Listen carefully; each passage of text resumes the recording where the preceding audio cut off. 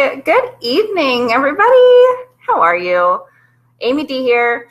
Hey, I decided that because I get asked so often how to make the most out of being in a referral networking tips group, that I'm going to start a little bit of a video series for you.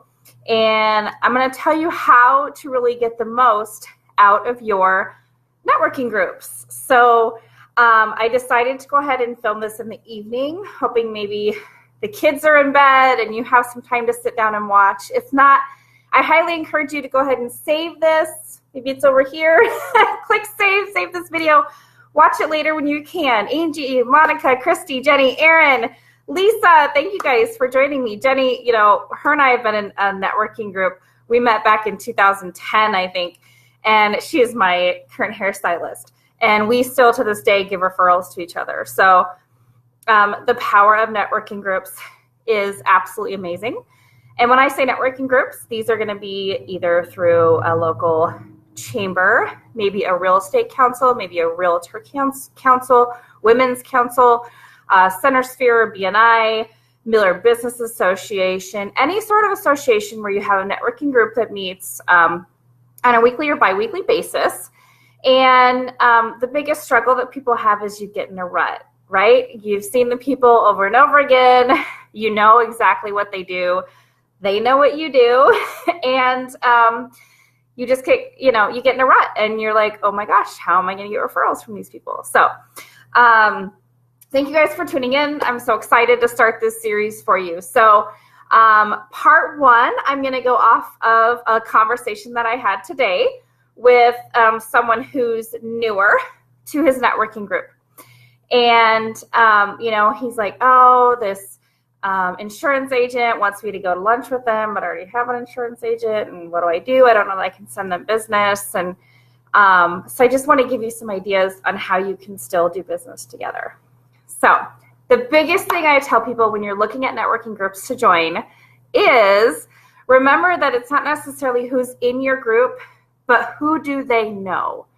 So I can tell you, I started in networking groups back in 2010. I did not own a home.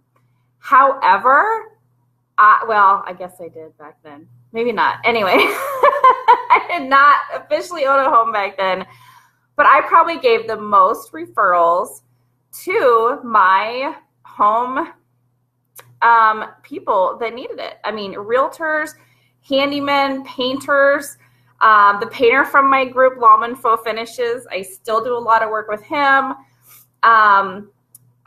People in my group that I never personally used their services, but I knew a ton of homeowners. So I was able to give them a lot of referrals.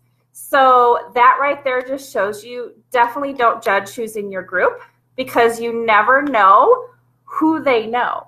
I actually always tell people it's a really good idea to have a hairstylist in your group because we tell our hairstylists everything. Jenny can agree to that. We tell them everything. We tell them, oh, we're going on vacation. We tell them, hey, I'm painting my house or I'm moving or I'm looking to move or I want to start a new career or different things. And if your hairstylist is connected and she knows people, she's going to be able to give out a bunch of referrals. So definitely don't judge who is in your referral group and who you're going to meet with. Here is my other tip for tonight.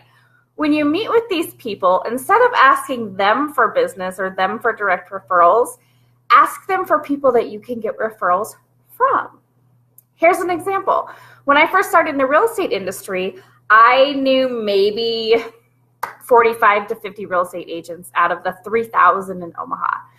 So I would start meeting with insurance agents and financial advisors and different people and say, who are 2 real estate agents that you know that you can introduce me to?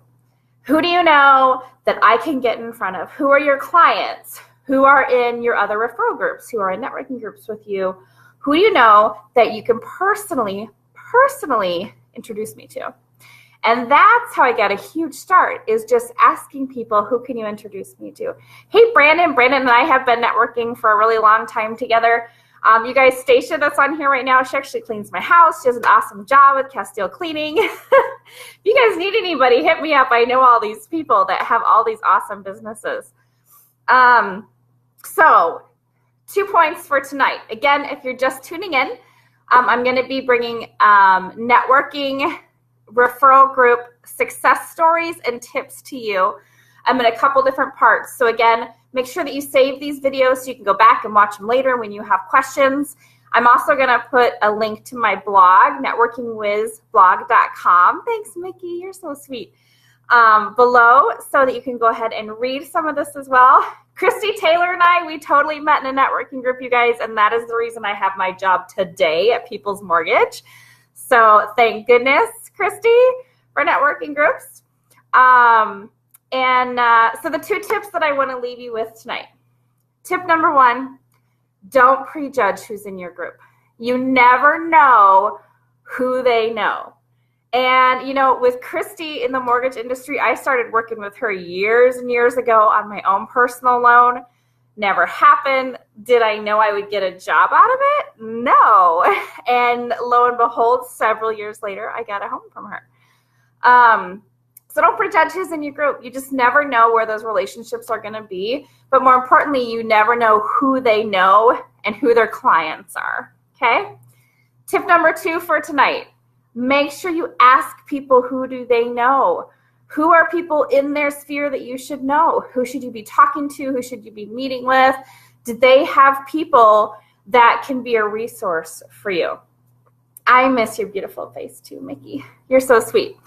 Yes, I will put a link to my blog in the comments so you guys can check it out. I love helping build your businesses, and I love doing it in referral groups, one-on-one, and everything like that. So those are my tips for tonight. I'm going to be coming back on a regular basis, bringing you different tips on how to make the most of your networking referral groups. If you have any questions in the meantime, you guys know where to find me. Hit me up.